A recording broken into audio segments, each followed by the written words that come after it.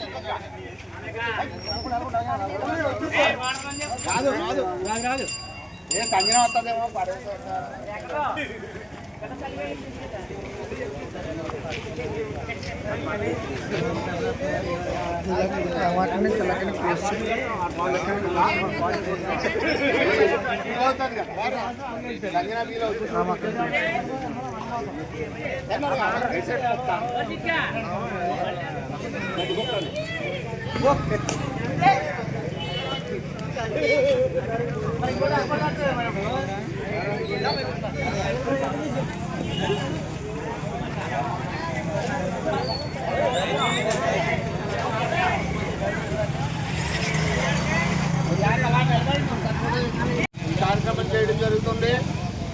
అంబటి రాంబాబు, నువ్వు అచ్చోసిన రాంబోతులాగా రోడ్ల మీద పడి ఇంట్లో ఆడవాళ్ళనే కాదు, మా తెలుగుదేశం దైవమైన మా చంద్రబాబు నాయుడు గారిని నోటికి వచ్చినట్టు మాట్లాడిన నువ్వు ఈ రోజున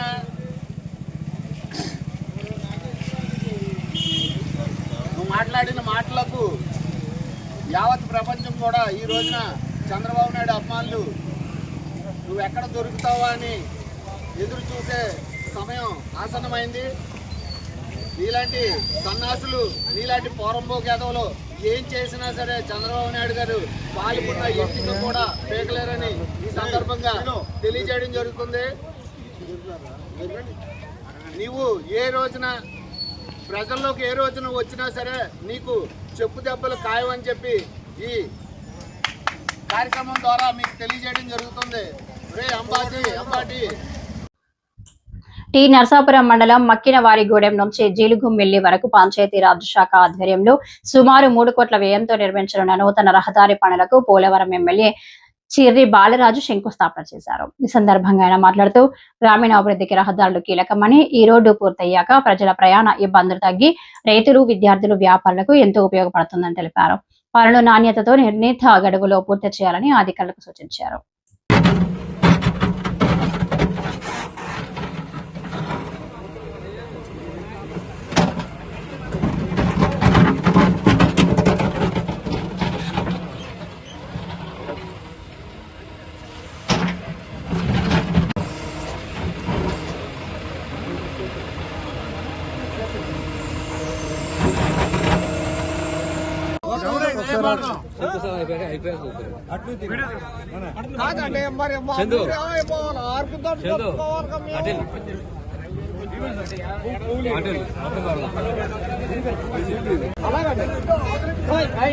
ఈ ఊరు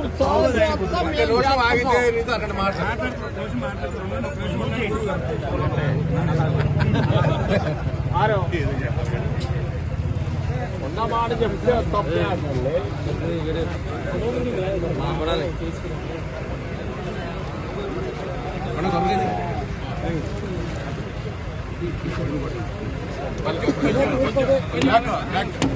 సైకిల్ మన ఓటు, సైకిల్ మన ఓటు,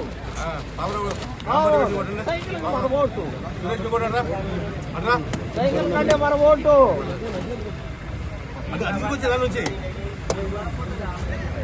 ఒకసారి నోడు ఎలాగండి మరి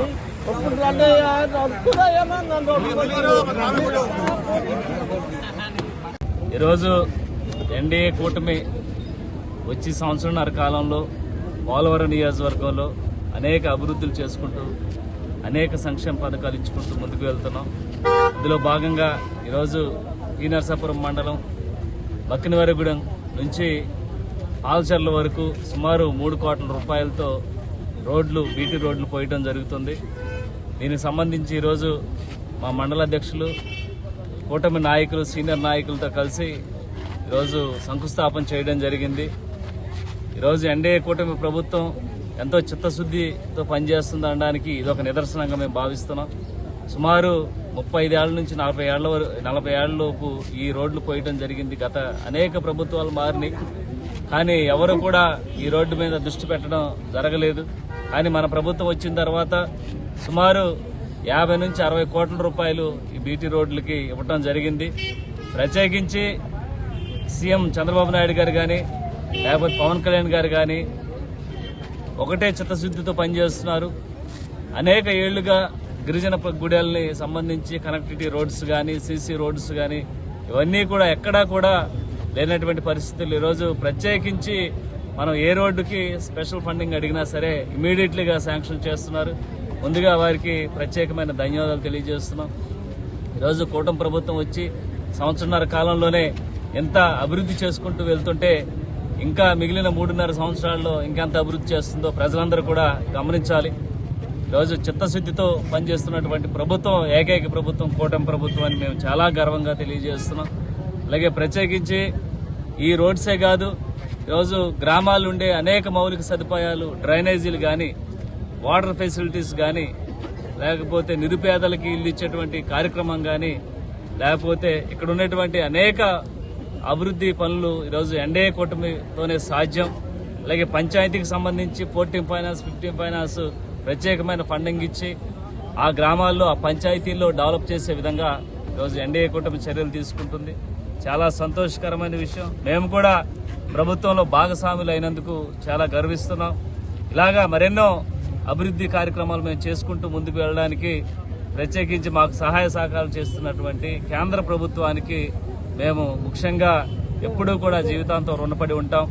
అలాగే ఈరోజు ప్రజలందరూ కూడా పండగ ఇంకొక 4 రోజులు ఉండగానే సంవత్సరం నుంచి కూడా పండగ వాతావరణం జరుపుకుంటున్నారంటే కేవలం ఒక కుటుంబంలో ఒక మహిళ కానీ, ఒక రైతు కానీ, ఒక ఉద్యోగస్తుడు కానీ, ఒక చదువుకున్నటువంటి విద్యార్థులు కానీ, లేకపోతే పనిచేస్తున్నటువంటి ఏదైతే కూలీలు కానీ ఈరోజు చాలా సంతోషంగా ఈరోజు ఉన్నారు. గత ప్రభుత్వాలు అనేక తప్పిదాల వల్ల, గత ప్రభుత్వాలు అనేక వైఫల్యాల వల్ల ప్రజలందరూ కూడా ఎంత ఇబ్బంది పడ్డారో మనందరికీ తెలుసు. దాన్ని దృష్టిలో పెట్టుకుని ఈరోజు కూటమికి ఏదైతే ఈ అధికారం ఇచ్చిన సంవత్సరాల కాలంలోనే ఇలాంటి అభివృద్ధి మరెన్నో మేము చేయడానికి తప్పకుండా మాకు అధికారం ఇచ్చినటువంటి ప్రజానీకానికి కూడా మీరు ఓటు వేసినటువంటి ప్రతి ఓటుకి మేము దానికి విలువ చూపించే విధంగా మేము పనులు చేసుకుంటూ వెళ్తామని ప్రజలందరికీ కూడా మరొకసారి తెలియజేస్తూ ఈరోజు ఎన్డీఏ కూటమి తరఫున మీ అందరికీ, ప్రజలకి, అలాగే ఈ ఫండింగ్ ఇస్తున్నటువంటి రాష్ట్ర ప్రభుత్వానికి ప్రత్యేకించి ధన్యవాదాలు తెలియజేస్తూ సెలవు తీసుకుంటాం. జంగారెడ్డిగూడెం పట్టణంలోని శ్రీ శ్రీ నూకాలమ్మ అమ్మవారి ఆలయంలో మాఘ పౌర్ణమిని పురస్కరించుకుని 84వ చండీ హోమాన్ని భక్తి శ్రద్ధలతో వైభవంగా నిర్వహించారు. ఆలయ శాశ్వత చైర్మన్ డాక్టర్ రాజాల సత్యనారాయణ ఆధ్వర్యంలో కమిటీ చైర్మన్ రంగల నాగేశ్వరరావు బృందం ఈ కార్యక్రమాన్ని నిర్వహించింది. ఈ సందర్భంగా ఆధ్యాత్మికవేత్త ఈమని శశి కుమార్ శర్మ మాట్లాడుతూ ఈ మాఘ పౌర్ణమి పుష్యార్క యోగంతో కలిసి రావడం 60 ఏళ్లకు ఒకసారి వచ్చే మహా విశేషమని, ఇలాంటి పవిత్ర రోజున చండీ హోమం నిర్వహించడం విశేష ఫలితాలను ఇస్తుందని తెలిపారు. ఈ కార్యక్రమంలో పలువురు భక్తులు ఉభయదారులుగా పాల్గొని పెద్ద సంఖ్యలో భక్తులు ప్రసాదం స్వీకరించారు.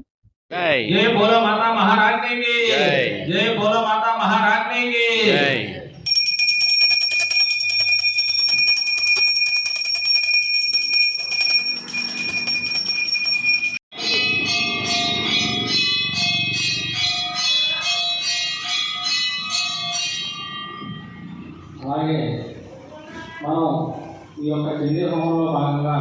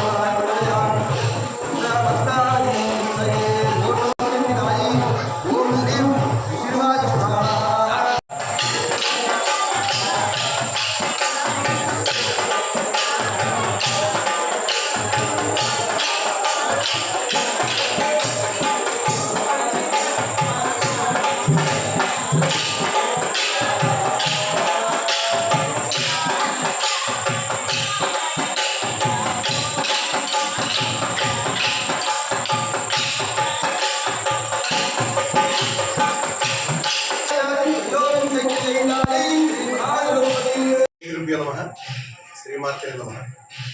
జంగారెడ్డిగూడెం పట్టణానికి కుబేర స్థానం అనేటువంటి ఉత్తరం భాగంలో వెలిసినటువంటి శ్రీ శ్రీ శ్రీ నూకాలమ్మ దివ్య సన్నిధిలో పవిత్ర మాఘ పౌర్ణమి. మాఘమాసం అనేది చాలా విశిష్టమైన మాసంగా భక్తులు చెప్తూ ఉంటారు. అటువంటి మాఘమాసంలో పౌర్ణమి ఆదివారం, దానితో పాటు పుష్యమి నక్షత్రం, పుష్యార్క యోగం అంటాం దాన్ని.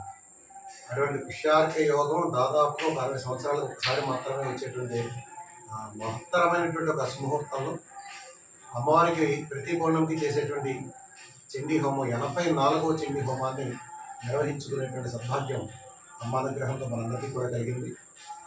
ఇంతటి విశేషమైనటువంటి రోజున ఈ కార్యక్రమాన్ని మనం నిర్వహించుకోవడం అనేది ఈ పట్టణ ప్రాంత ప్రజలు, పరిసర ప్రాంత ప్రజలు చేసుకున్నటువంటి అదృష్టంగా భావించాలి.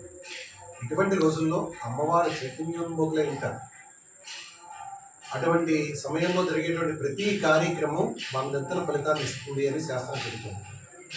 అటువంటి దివ్యమైనటువంటి రోజున చండీ హోమం నిర్వహించుకోవడం, దాదాపు 100వ చండీ హోమానికి దగ్గరగా వస్తున్నాం.